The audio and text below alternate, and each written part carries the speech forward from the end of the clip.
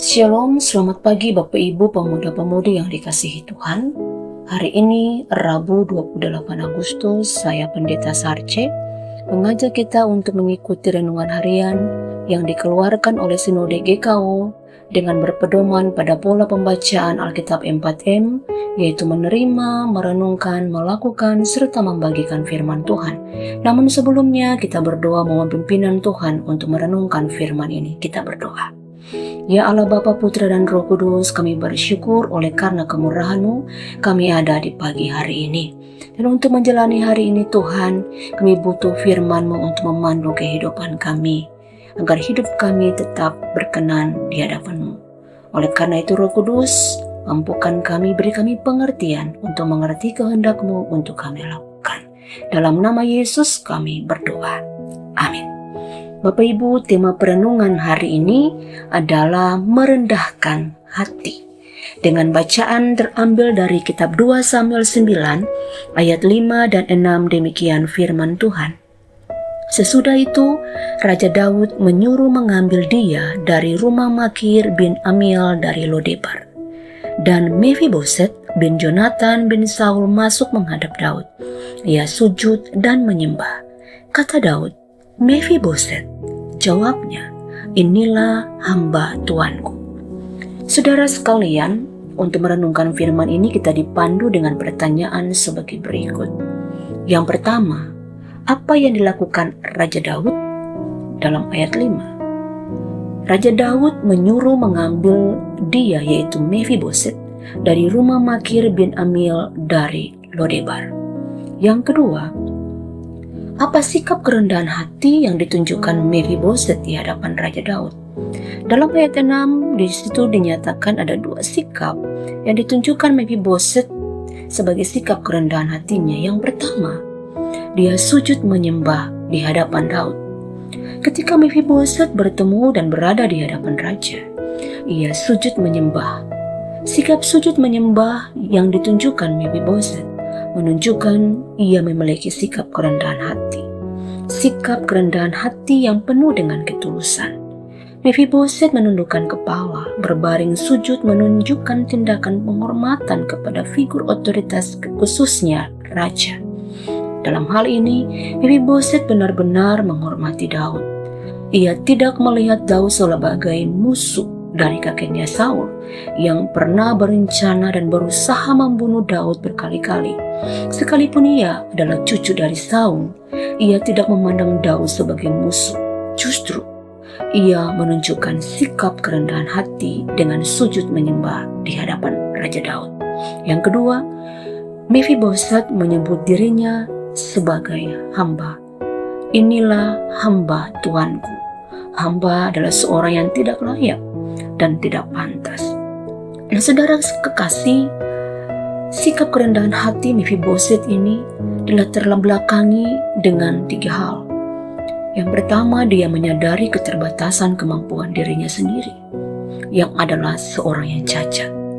Bagaimana mungkin seorang yang cacat secara fisik dipanggil berhadapan dengan raja dan masuk dalam istana? Padahal bagi orang Israel, orang cacat adalah kenajisan. Bahkan orang cacat sendiri dilarang menghadap mezbah untuk beribadah. Mereka dijauhi, dianggap sepele, dianggap sebelah mata karena tidak bisa berbuat sesuatu karena kecacatan dirinya. Yang kedua, Mephiboset menyadari bahwa dirinya adalah musuh raja. Ia tahu betul seluruh keluarganya sudah dimusnahkan, kecuali dirinya sendiri yang masih hidup. Kita tahu bersama setiap pergantian raja, ia akan memusnahkan musuh-musuh yang ada, supaya jangan sampai mereka mengumpulkan kekuatan kembali untuk menghancurkan kekuasaan raja. Tetapi Mephiboset menyadari bahwa ia adalah musuh raja yang harus dimusnahkan, sehingga ia berkata, "Inilah hamba Tuanku." Tetapi ungkapan hamba dan sikap sujud menyembah itulah dilakukan dengan ketulusan. Yang ketiga, Mephiboset tinggal di Lodebar. Lodebar ini adalah tempat tanpa padang rumput, pemukiman yang sangat tidak dihargai, sehingga orang menyebut tempat ini tidak ada apa-apanya. Ia tinggal di tanah yang gersang, tanah yang tidak terjangkau. Lalu tiba-tiba ia dibawa ke istana di Yerusalem untuk berhadapan dengan raja, untuk duduk makan sehidangan di meja raja. 3 hal inilah yang membuat Mephiboset memiliki sikap kerendahan hati. Saudara, terkadang Tuhan mengizinkan situasi-situasi yang kita alami untuk membentuk kita memiliki karakter rendah hati. Kecacatan Mephiboset yang bergantung pada orang lain membuat ia memiliki sikap kerendahan hati. Tempat tinggal yang gersang tanpa padang rumput membuat ia merasa tidak ada yang perlu dibanggakan dalam hidup, bahkan di tempat tinggalnya. Dia bukan siapa-siapa sekalipun dia adalah seorang cucu raja.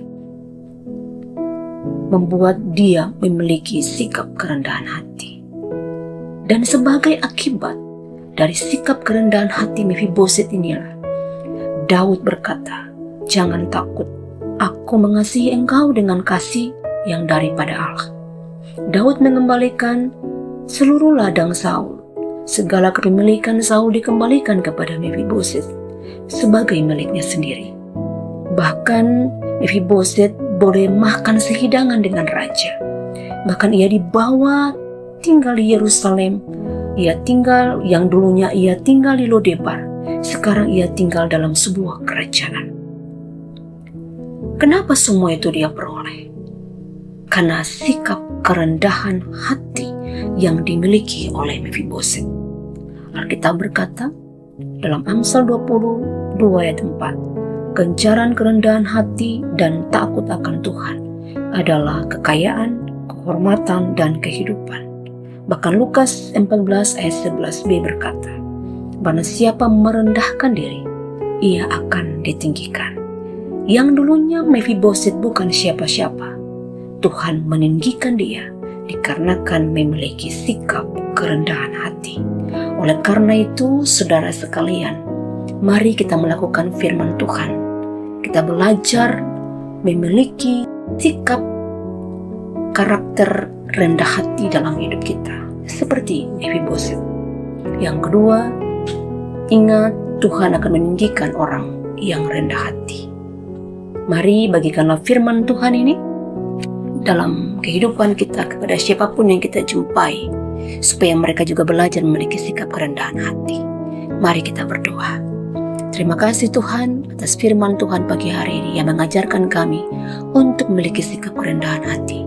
Biarlah Roh Kudus mampukan kami untuk memiliki sikap menghidupi karakter rendah hati dalam hidup kami. Dan berkatilah kami Tuhan sepanjang hari ini dalam menjalani aktivitas kami. Pimpinanmu kami butuhkan. Dalam nama Yesus kami berdoa dan bersyukur. Amin. Selamat pagi dan selamat beraktivitas. Tuhan memberkati.